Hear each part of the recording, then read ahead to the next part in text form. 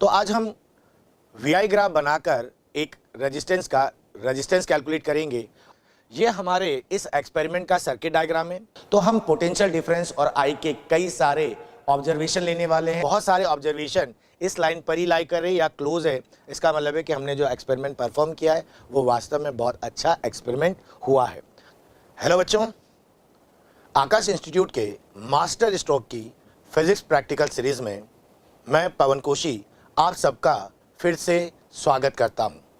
आज बच्चों जो हमारे इस प्रैक्टिकल की सीरीज का प्रैक्टिकल है वो बेस्ड है हमारा एप्लीकेशन ऑफ ओम्स लॉ।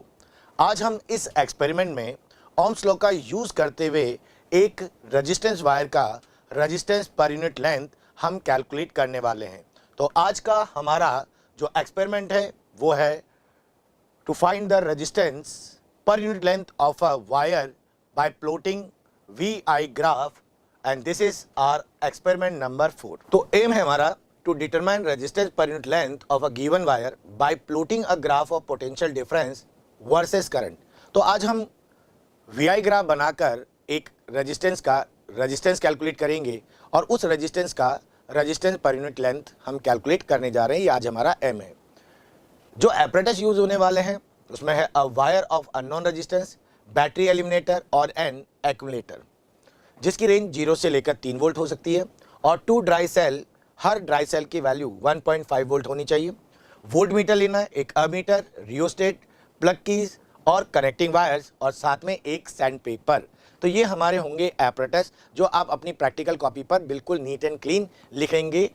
बच्चों इसके बाद हमारे पास आता है प्रिंसिपल जैसा मैंने पहले भी कहा है, दोबारा से दोहराता हूँ, छोटा लिखिए, क्लियर लिखिए। According to Ohm's law, if I current flows through the conductor and V is the potential difference across its ends, then according to Ohm's law, तो V directly proportional to I and hence V equal to RI। ये है हमारा इस experiment का principal. बच्चों क्योंकि आज हमें रेजिस्टेंस VI ग्राफ से निकालना है तो हम प्रिंसिपल में आगे एडअप करेंगे। The resistance of the conductor from VI graph shown in figure is given by R equal to delta V by I। अब क्योंकि ग्राफ I और V के बीच में बनाया जा रहा है तो इसलिए हम यहाँ पर delta V by delta I निकालेंगे। तो BC हमारा है X एक्सिस और AB है हमारा Y एक्सिस। तो ये हमारा हुआ प्रिंसिपल। अब प्रिंसिपल के आगे चलते हैं तो बच्चों आता है सर्किट डायग्राम। ये हमारे इस एक्सपेरिमेंट का सर्किट डायग्राम है। ये R जो है बच्चों ये वो रेजिस्टेंस वायर है जिसके लिए हमें VI ग्राफ निकालकर इसकी वैल्यू को कैलकुलेट करना है और इसी वायर का रेजिस्टेंस पर यूनिट लेंथ हमें कैलकुलेट करना है। इस रेजिस्टेंस के पैरेलल हमें एक वोल्ट मीटर लगाना है और बच्चों इस रेजिस्टेंस के साथ एक अमीटर, एक बैटरी, एक वन वे की और रियोस्टेट, इन सबको हम सीरीज में कनेक्ट करेंगे और वोल्ट मीटर को पैरेलल में कनेक्ट करेंगे। सावधानी रखिएगा, जब आप सर्किट में की को प्रेस दिखाते हैं तो सर्किट के अंदर करंट के फ्लो को दिखा दीजिए। तो मैं यहाँ पर ये करंट आ रहा है, इस करंट को आगे यहाँ शो कर रहा हूँ। ये करंट यहाँ पर डिवाइड होकर आगे जाएगा और यहाँ से दोबारा करंट जॉइंट होकर बच्चों रियोस्टेट से की से होते हुए वापस हमारे सेल तक पहुँचेगा। तो ये हमारा सर्किट डायग्राम हो गया। लेकिन जब आप सर्किट डायग्राम बनाएं तो यहाँ पर अमीटर और वोल्ट मीटर में प्लस और माइनस के टर्मिनल्स होते हैं, इनको भी नीट एंड क्लीन बनाइए बच्चों। और बैटरी का जो पॉजिटिव टर्मिनल है उसे अमीटर के पॉजिटिव टर्मिनल से कनेक्ट करिएगा और एमीटर के नेगेटिव टर्मिनल को वोल्ट मीटर के पॉजिटिव टर्मिनल के साथ कनेक्ट करना है बच्चों। इस बात का ध्यान रखिएगा कि आप एमीटर और वोल्ट मीटर के साइन अच्छी तरह से ग्राफ में या जो आपका सर्किट है उसमें आप क्लियरली दिखा सके। बच्चों हमारे इस एक्सपेरिमेंट के ऑब्जर्वेशन के लिए तो चलते हैं हमारी लैब में, वहाँ इस एक्सपेरिमेंट को हम परफॉर्म करते हैं और परफॉर्म करके जो भी रिक्वायर्ड ऑब्जर्वेशन है वो सारे कलेक्ट करते हैं और कलेक्ट करने के बाद हम दोबारा यहीं पर पहुंचेंगे। हेलो बच्चों, तो हमारी फिजिक्स लैब में आपका फिर से स्वागत है। आज का हमारा जो प्रैक्टिकल है वो है एक अननोन वायर के रेजिस्टेंस पर यूनिट लेंथ की वैल्यू निकालना और वो रेजिस्टेंस वायर है ये। इसका हम रेजिस्टेंस पर यूनिट लेंथ निकालेंगे। तो ये मेरे सामने आज हमारे एक्सपेरिमेंट का जो एपरेटस है वो आपके सामने है। जो हम इसमें यूज़ करने वाले हैं उसमें पहला है अमीटर जो हमारे को करंट मेजर करने में हेल्प करेगा। दूसरा डिवाइस है वोल्ट मीटर। तीसरा डिवाइस है हमारी बैटरी सेल वन वे की, और ये रहा रियोस्टेट। बच्चों ये रियोस्टेट यहाँ पर एक वेरिएबल रेजिस्टेंस की तरह काम करेगा और इसका रेजिस्टेंस चेंज करके हम सर्किट में करंट को चेंज करेंगे, और जब सर्किट में करंट चेंज होगा तो हमारे इस वायर में बहने वाला करंट जब चेंज होगा तो उसके अक्रॉस पोटेंशियल डिफरेंस भी चेंज होगा। तो हम पोटेंशियल डिफरेंस और आई के कई सारे ऑब्जर्वेशन लेने वाले हैं, और इन ऑब्जर्वेशन की मदद से हम बनाएंगे एक वी आई ग्राफ, और उसी ग्राफ से पहले हम निकालेंगे रेजिस्टेंस, और रेजिस्टेंस को डिवाइड करेंगे इस वायर की लेंथ से, तो हमारे पास रिजल्ट आ जाएगा रेजिस्टेंस पर यूनिट लेंथ। तो चलिए हम हमारे सर्किट को अरेंज करने चलते हैं। तो देखिए बच्चों, सर्किट का अरेंजमेंट हमें किस तरह से करना है। तो सबसे पहले हम लेंगे सेल का जो पॉजिटिव टर्मिनल है, उस पॉजिटिव टर्मिनल को हम अमीटर के पॉजिटिव टर्मिनल के साथ रिजिडली टाइटली कनेक्ट करेंगे। कोई कनेक्शन लूज नहीं होना चाहिए, वरना आपके मेजरमेंट में एरर आएगा। इस अमीटर का जो नेगेटिव टर्मिनल है, ये देखो मैं यहाँ पर वायर हटा रहा हूँ, ये नेगेटिव टर्मिनल मैंने अमीटर का लिया है, और इस नेगेटिव टर्मिनल को वोल्ट मीटर के पॉजिटिव टर्मिनल के साथ कनेक्ट किया है, और वोल्ट मीटर का जो नेगेटिव टर्मिनल है वो हमारे रियोस्टेट के नीचे वाले टर्मिनल से कनेक्टेड है, और रियोस्टेट से मैंने ये वन वे की और वन वे की को मैंने बैटरी के नेगेटिव टर्मिनल से कनेक्ट कर दिया। मतलब ये कह सकते हो कि आप cell, ammeter, volt meter, rheostat and key सारे के सारे कॉम्बिनेशन सीरीज कॉम्बिनेशन में आप देख सकते हैं सारा का सारा एक सिंगल लूप बन रहा है, और सिंगल लूप बनने की वजह से ये आपका कौन सा कॉम्बिनेशन है, सीरीज कॉम्बिनेशन। अब हमें जिस वायर का बच्चों resistance per unit length find out करना है, उस रेजिस्टेंस वायर को मैंने इस अमीटर के दोनों टर्मिनल के बीच में कनेक्ट कर दिया। मीन्स हमें जिस वायर का रेजिस्टेंस निकालना होता है उसके अक्रॉस हम वोल्ट मीटर लगाते हैं, और जबकि अमीटर उसके साथ सीरीज में कनेक्ट होता है। ये बात ध्यान रखना, अमीटर सीरीज में और वोल्ट मीटर पैरेलल में है। तो हमारा ये सर्किट पूरी तरह से कंप्लीट है। अब हमें इसको चेक करना है कि क्या ये सर्किट काम कर रहा है या नहीं। जब तक आप रीडिंग नहीं ले रहे हो, वन वे की में आप की प्रेस करके ना रखें, वरना आप सर्किट के डिफरेंट रेजिस्टेंस गर्म हो जाएंगे, और उनका रेजिस्टेंस चेंज होने की वजह से आपकी रीडिंग गलत हो सकती है। तो चलिए हम लेते हैं, पहले चेक करते हैं। तो मैंने यहाँ पर वन वे की में ये की अच्छी तरह से प्रेस कर दी है। अब हम इसको सही तरीके से अरेंज कर लेते हैं ताकि ऑब्जर्वेशन लेने में हमें कोई दिक्कत ना आए, और आपको सारे डिवाइस प्रॉपर नज़र से आए, रीडिंग भी आपको क्लियर वॉच हो। आई होप अब आपको सारे के सारे एपरेटस पूरी तरह से क्लियरली दिखाई दे रहे हैं। और अब हम बच्चों वन वे की को यहाँ प्रेस कर रहे हैं, तो आप देख रहे हैं कि हमारे अमीटर में डिफ्लेक्शन आया है, और हमारे वोल्ट मीटर में भी एक हल्का सा डिफ्लेक्शन आया है। लेकिन मेजरेबल रीडिंग के लिए हमें सब ये चेक करना है कि हमारे पास एमीटर और वोल्ट मीटर के डिफरेंट पेयर्स क्रिएट करने हैं। तो हम रियोस्टेट की डिफरेंट वैल्यूज़ के लिए हम रीडिंग लेना शुरू करते हैं। तो आइए रीडिंग लेना शुरू करते हैं। तो बच्चों जैसा कि अभी आप देख रहे हैं कि मैं रियोस्टेट को थोड़ा सा मूव करवा रहा हूँ, और मेरा जो यहाँ पर वोल्ट मीटर में जो पहला डिवीज़न डिस्प्ले हो रहा है वो हो रहा है बच्चों 2 डिवीज़न। मैंने यहाँ पर 2 डिवीज़न रख दिया। हमने जो वोल्ट मीटर यहाँ पर लिया हुआ है उसकी रेंज है बच्चों 1.5 वोल्ट, और इसका जो लीस्ट काउंट है वो है 0.025 वोल्ट, राइट। तो हम इसको 2 डिवीज़न को 0.025 से मल्टीप्लाई कर देंगे तो हमें वोल्ट मीटर की रीडिंग मिल जाएगी। और इसके कॉरेस्पॉन्डिंग एमीटर में मुझे जो डिवीज़न मिल रहे हैं वो मिल रहे हैं 18 डिवीज़न। और इस एमीटर का जो रेंज है वो है हमारा 3 एम्पियर का, और इसके अंदर भी 60 डिवीज़न है, इसलिए इस एमीटर का जो लीस्ट काउंट है वो है 0.05 एम्पियर। तो 18 को 0.05 एम्पियर से मल्टीप्लाई कर देते हैं तो हमें करंट की वैल्यू मिल गई। तो ये बन गया हमारा पहला सेट। ऐसे ही हमें और भी सेट तैयार करने हैं, तो उसके लिए मैं रियोस्टेट को धीरे धीरे डिस्प्लेस करता हूँ, और सर्किट के अंदर मैं करंट बढ़ा रहा हूँ बच्चों। तो ये देखो धीरे धीरे मैं करंट बढ़ा रहा हूँ, तो मेरे वोल्ट मीटर का जो डिवीज़न है वो 2 वोल्ट से आगे की तरफ मूव कर रहा है। आप देख रहे हैं कि ये मूव करते करते कहाँ पर पहुँच गया, ये पहुँच गया बच्चों तीसरे डिवीज़न पर। तो मैं यहाँ 3 × 0.025 लिख देता हूँ, ये वोल्ट मीटर की रीडिंग हो गई। और इसके कॉरेस्पॉन्डिंग मेरे अमीटर में जो डिवीज़न आ रहा है ये हो गया 10, 20, 25, 26, 27। तो एग्जैक्ट 27 डिवीज़न मिल रहे हैं। लो जी, इसको भी 0.05 से मल्टीप्लाई कर देते तो हमें मिल गया दूसरा सेट। अब तीसरे सेट के लिए मैं रेजिस्टेंस को और कम करता हूं और वोल्ट मीटर में तीसरे से फोर्थ डिवीज़न की तरफ हम मूव करते हैं। ओह, बहुत जल्दी आ गया बच्चों। ये देखिए, ये एग्जैक्ट 4 डिवीज़न आ रहा है, तो ये 4 डिवीज़न और लीस्ट काउंट 0.025, तो ये आपके वोल्ट की पोटेंशियल डिफरेंस की एक और रीडिंग आ गई। और इसके कॉरेस्पॉन्डिंग मेरा जो एमीटर है उसके अंदर नीडल काफ़ी आगे निकल गई है, 10, 20, 30। बच्चों 35 डिवीज़न एग्जैक्ट मिल रहा है, क्योंकि मेरे इस डिवाइस में मिरर लगे हुए हैं, तो मैं पैरेलैक्स को एडजस्ट करते हुए रीडिंग ले रहा हूँ। तो ये एग्जैक्ट आ रहा है 35 डिवीज़न 0.05 से मल्टीप्लाई कर लेते हैं, तो आपको मिल गया तीसरा सेट। अब V और I के चौथे सेट के लिए मैं रेजिस्टेंस की वैल्यू और कम करता हूँ। तो ये देखो, मैं चला और ये 5वां डिवीज़न एग्जैक्ट आ गया है, तो ये 5 × 0.025 मिल गया बच्चों मुझे। ओके, और इसके कॉरेस्पॉन्डिंग एमीटर की नीडल भी बहुत आगे आ गई है, 10, 20, 30, 40। बच्चों 44 एग्जैक्ट आ रहा है, तो ये 44 डिवीज़न हो गया और लीस्ट काउंट 0.05 हो गया। तो ये हमारा फोर्थ ऑब्जर्वेशन हो गया। थोड़ा सा और देख लेते हैं। ये लो जी, 6 डिवीज़न पर पहुंच गई है नीडल, और यहाँ पर 6 डिवीज़न के कॉरेस्पॉन्डिंग 10, 20, 30, 40, 50।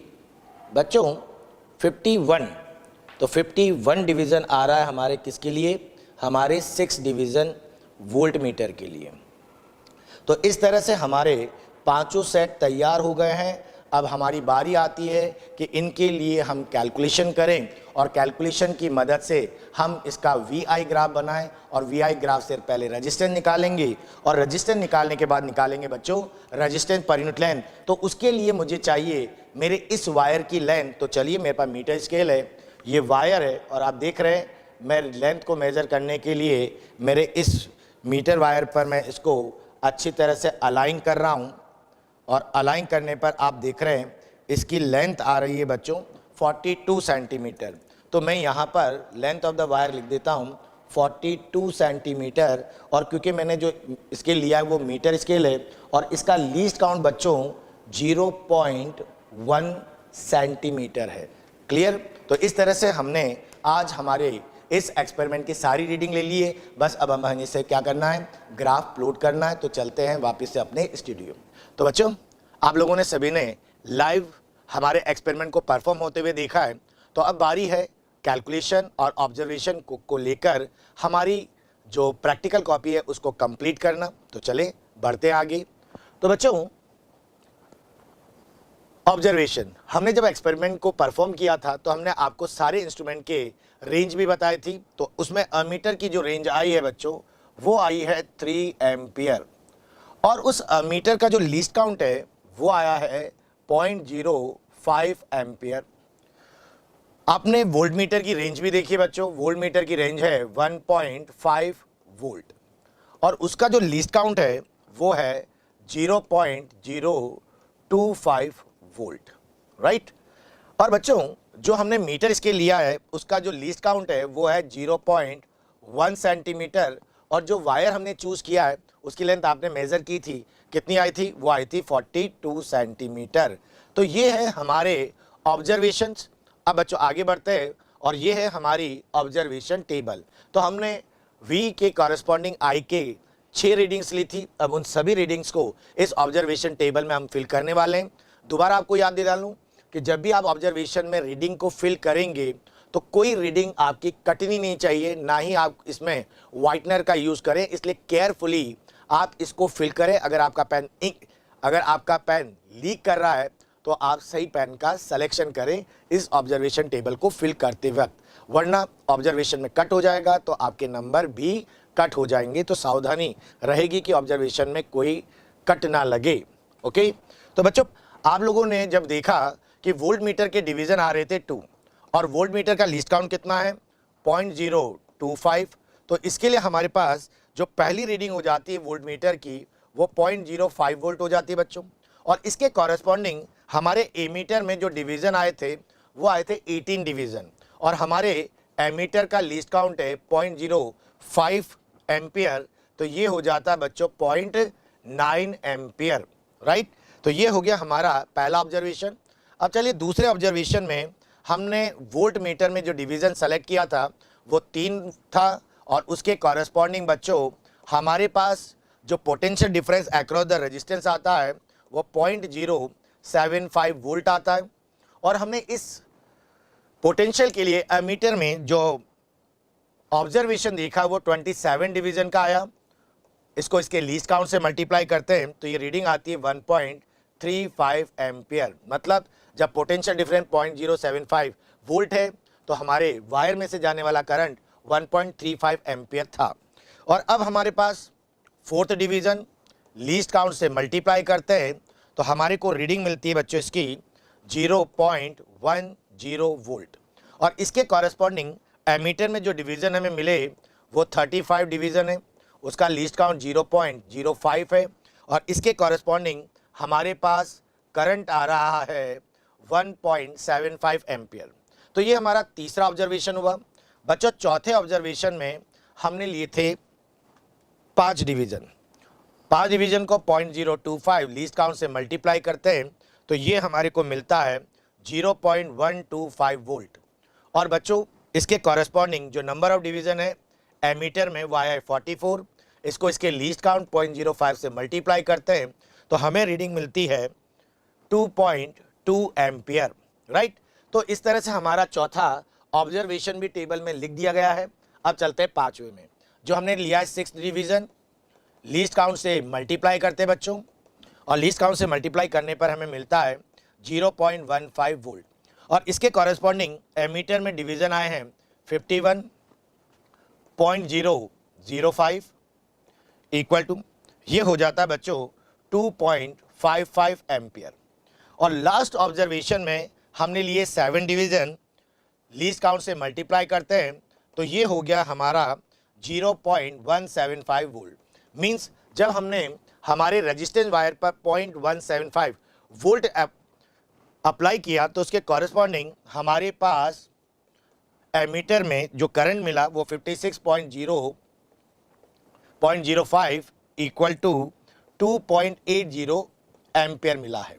तो इस तरह से प्यारे बच्चों आप देख सकते हैं बिना कटिंग के हमने ऑब्जर्वेशन को पूरी तरह से नीट एंड क्लीन तरीके से इसे फिल कर दिया है। आपको भी अपनी जो प्रैक्टिकल कॉपी होगी इसी तरह से सफाई से काम करते हुए आगे बढ़ना है। तो ऑब्जर्वेशन टेबल पूरी होने के बाद बच्चों अब हमारा नेक्स्ट काम होता है कैलकुलेशन करना। लेकिन इस बार हमारी कैलकुलेशन हमारे ग्राफ पेपर से रिलेटेड है। तो हम इस ग्राफ पेपर में हमारा जो एक्सिस है, तो बच्चों ये है हमारा ग्राफ। इस ग्राफ के अंदर जो हमारा वाई एक्सिस है वो हमारे लिए होगा आई की रीडिंग और जो हमारा एक्स एक्सिस है वो कॉरेस्पॉन्डिंग है वोल्टेज के लिए। तो ग्राफ बनाने से पहले हमें बनाना होता है स्केल। तो यहाँ पर हम स्केल चूज करते हैं तो ये हो गया हमारा स्केल। बच्चों स्केल में हमारा जो एक्स एक्सिस है, तो स्केल के अंदर जो एक्स एक्सिस है उसके अंदर हम 1 सेंटीमीटर की जो वैल्यू है वो चूज करने वाले हैं 0.0025 वोल्ट के कॉरेस्पॉन्डिंग। और इसी तरह से वाई एक्सिस के अलोंग हमने करंट चूज किया हुआ है तो उसके लिए 1 सेंटीमीटर की वैल्यू है 0.02 एम्पियर। तो ये हमने स्केल बना लिया है। तो स्केल को हमेशा ग्राफ पेपर पर जरूर बच्चों मेंशन करिए क्योंकि इससे भी इफेक्ट पड़ता है। तो चलिए अब हम लोग अपना ग्राफ कंप्लीट करते हैं। 1 2 3 4 5 6 7 8 9 और 10।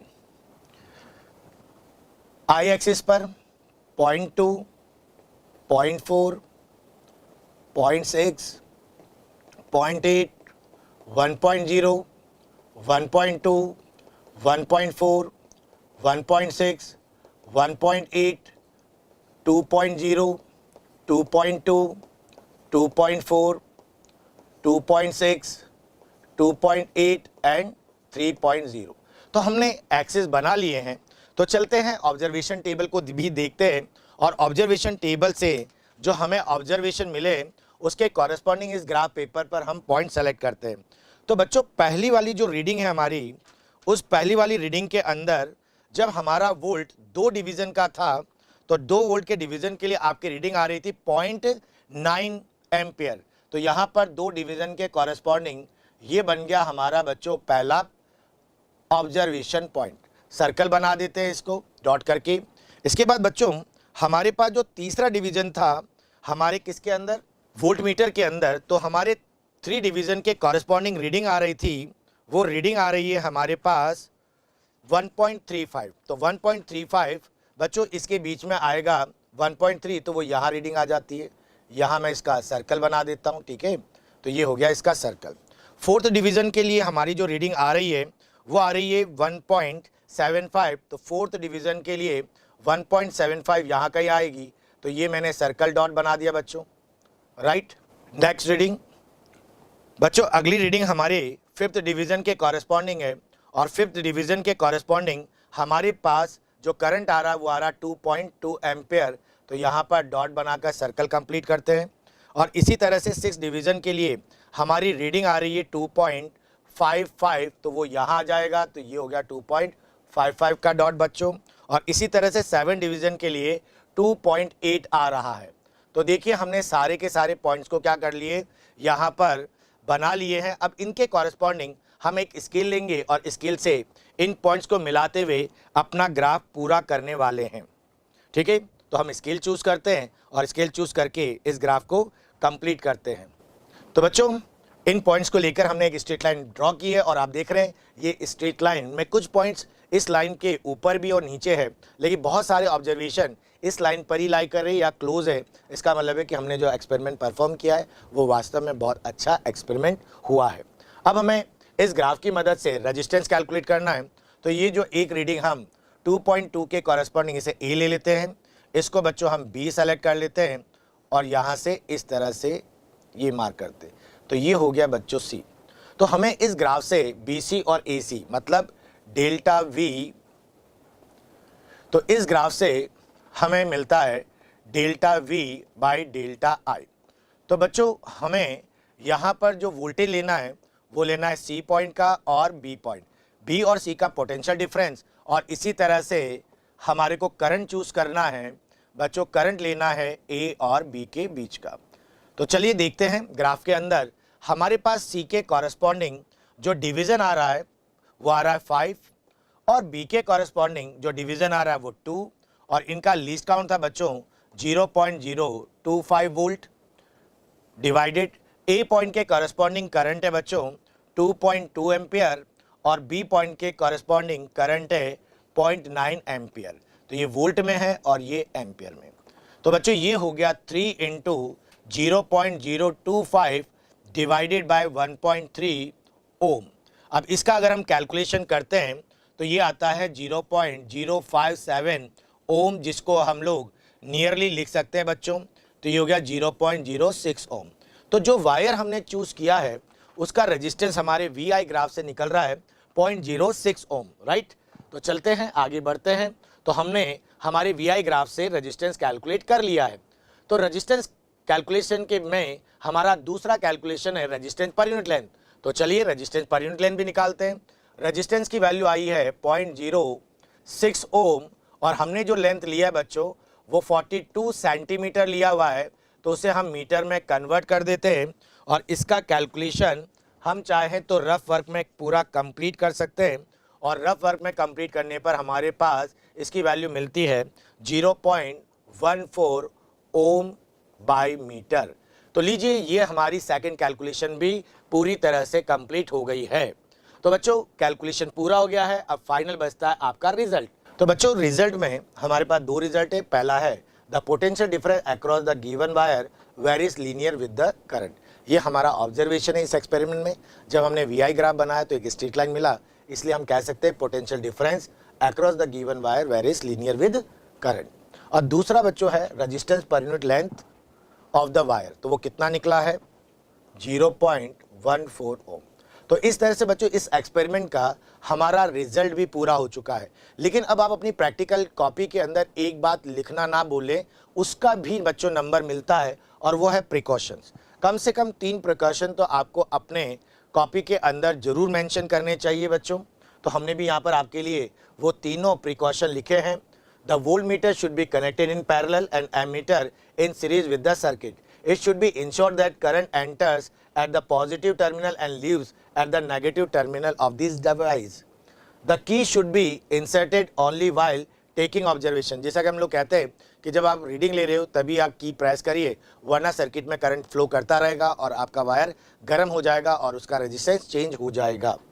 Zero error in measurement instrument must be taken cognizance of and should be eliminated in case of ammeter and voltmeter. मतलब आपको कोशिश करनी चाहिए कि आप ऐसे अमीटर या वोल्ट मीटर का यूज करें जिसमें कोई एरर ना हो, और एरर है तो उसको पहले आप एडजस्ट कर लीजिए. तो ये रहा बच्चों हमारा एक्सपेरिमेंट. लेकिन जैसा हम हर एक्सपेरिमेंट में करते हुए आ रहे हैं कि एक्सपेरिमेंट पूरा होने के बाद हम कुछ ऐसे क्वेश्चन लेते हैं जो आपके एग्जाम में या वाइवा में पूछे जा सकते हैं. तो आज के इसी एक्सपेरिमेंट से रिलेटेड जो क्वेश्चन है उन पर भी एक बार देख लिया जाए. तो बच्चों आज का जो पहला क्वेश्चन है वो ये है, nichrome and copper wires of same length and area of cross section are connected in series. Current is passes through them, which of wire get heated first. बच्चों आप जानते हैं नाइक्रोम एक अलॉय है और कॉपर एक कंडक्टर है. और जो नाइक्रोम है हमारे एक्सपेरिमेंट में कहते हुए आ रहे हैं कि नाइक्रोम एक अलॉय है जिसका अल्फा कम होता है तो उस पर हीटिंग इफेक्ट कम होता है.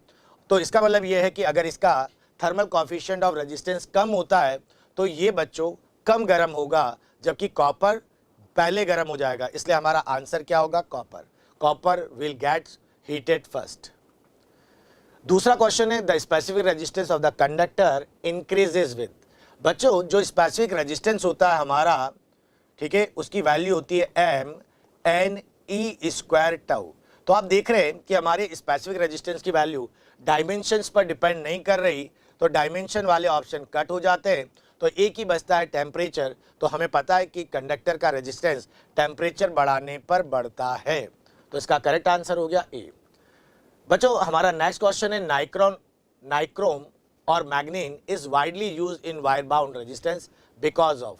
तो बच्चों आप जानते हैं कि ये इन पर टेम्परेचर का बहुत ज़्यादा इफेक्ट नहीं होता, तो आप कह सकते हैं दीज आर टेम्परेचर इनसेंसिटिव. तो इसलिए हमारा ऑप्शन हो जाता है first. Clear. Next question, which of the following IV graph represent ohmic resistance. बच्चों इस सभी ग्राफ के अंदर हमने y एक्सिस पर I लिया हुआ है और x एक्सिस पर V लिया हुआ है, लेकिन हमें वो ग्राफ सेलेक्ट करना है जो ओमिक कंडक्टर को रिप्रेजेंट करता है. तो ओमिक कंडक्टर के लिए बच्चों जो VI ग्राफ होता है वो एक स्ट्रेट लाइन ग्राफ होता है और जो ऑरिजिन से भी पास होना चाहिए. तो ऑरिजिन से पास होने वाला हमें एक स्ट्रेट लाइन ग्राफ देखना है और वो हमारा ऑप्शन नंबर 1 हो जाता है. नेक्स्ट क्वेश्चन है, the specific resistance of a rod of aluminium as compare to that of thin wire of the aluminium. बच्चों स्पेसिफिक रेजिस्टेंस बोला है तो स्पेसिफिक रेजिस्टेंस की वैल्यू होती है M N E square tau. तो आप देख रहे हैं कि हमारे किसी भी कंडक्टर की जो स्पेसिफिक रेजिस्टेंस होता है वो उसकी डायमेंशन पर डिपेंड नहीं करता, चाहे मटेरियल मोटा हो या पतला. तो इसके लिए हमारे पास रजिस्टिविटी क्या रहेगी? सेम रहेगी. तो आंसर होगा option number C. Next question, a current passes through a wire of non uniform cross section. Which of the following quantities are independent of cross section. बच्चों चार्ज क्रॉसिंग, क्योंकि current जब pass होता है तो हम जानते हैं I इक्वल टू होता है dq बाई dt. तो हमारे जो चार्ज का फ्लो है वो बच्चों I इंटू डेल्टा टी पर डिपेंड करेगा. तो जो चार्ज क्रॉस कर रहा है उसकी वैल्यू डिपेंड करती है बच्चों टाइम के साथ. ड्रिफ्ट वेलोसिटी, जब हमारे पास सीरीज कॉम्बिनेशन होता है तो हमारे ड्रिफ्ट वेलोसिटी की वैल्यू बच्चों अलग अलग क्रॉस सेक्शन एरिया पर अलग अलग होती है, क्योंकि AV इक्वल टू क्या होता है? Constant. Clear. Current density, current density की वैल्यू होती है करंट पर यूनिट एरिया, ये भी एरिया पर डिपेंड कर रहा है. Number density of free electron. बच्चों कोई मटेरियल होता है जैसे कंडक्टर है तो उसके अंदर जो number of free electrons per unit volume होता है उसकी वैल्यू कांस्टेंट रहती है. इसलिए हमारे इस क्वेश्चन का करेक्ट आंसर होगा डी.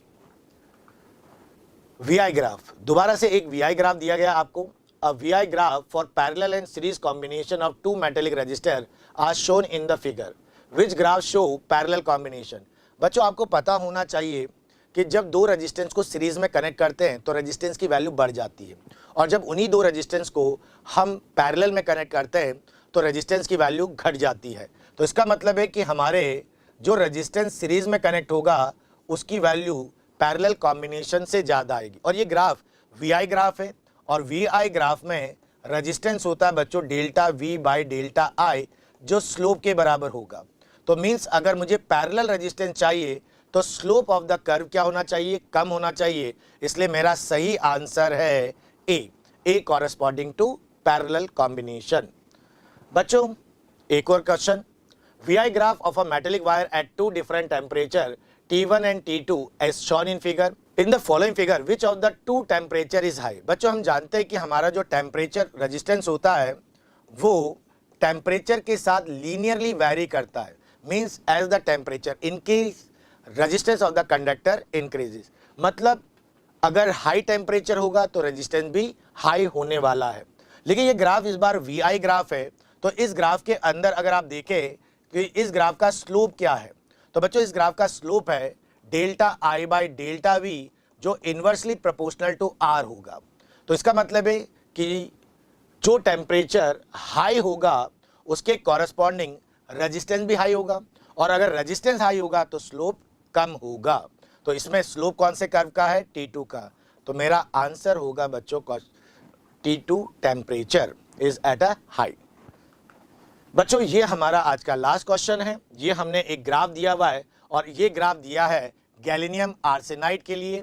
तो इसके लिए हमने दो क्वेश्चन पूछे हैं कि बताइए इस ग्राफ में वो कौन सा पॉइंट है या वो कौन सा रीजन है जहां पर हमारा रेजिस्टेंस नेगेटिव है। तो बच्चों रेजिस्टेंस किस जगह पर नेगेटिव है, तो वो देखिए जिस जगह पर हमारा स्लोप नेगेटिव होगा वहीं पर रेजिस्टेंस नेगेटिव होगा, और नेगेटिव स्लोप बच्चों DE पोर्शन में मिल रहा है। तो इसका मतलब है DE रीजन वो रीजन है जिसमें हमारे इस गैलिनियम आर्सेनाइड मटेरियल का रेजिस्टेंस नेगेटिव होगा। अब पूछा है where Ohm's law is obeyed. बच्चों ओम्स लॉ तभी ओबेड होगा जब हमें ग्राफ में एक स्ट्रेट लाइन मिलेगी। तो आप देख रहे हैं कि मुझे जो पॉसिबिलिटी लग रही है वो AB ग्राफ में मुझे स्ट्रेट लाइन मिल रही है, इसलिए मुझे लगता है कि AB लाइन या AB रीजन ही हमारा करेक्ट आंसर होना चाहिए। तो लो जी बच्चों, तो आज का हमारा एक्सपेरिमेंट आपके साथ पूरी तरह से कंप्लीट हो चुका है। तो थैंक यू हमारे साथ बने रहने के लिए। तो बच्चों हमारे चैनल को लाइक और सब्सक्राइब कीजिए। हम बहुत बेहतरीन तरह के नए नए इनोवेटिव्स चीज़ें आप लोगों के लिए प्रेजेंट कर रहे हैं, जैसे नीट मेल है, वन लाइन NCERT क्वेश्चन है। आप इनको देखिए, अपनी नॉलेज बढ़ाइए, NCERT को अच्छी तरह से आप रिसर्च करके कंप्लीट करिए। होपफुली हमारा जो वर्क है वो आपके बहुत काम आएगा। Thank you.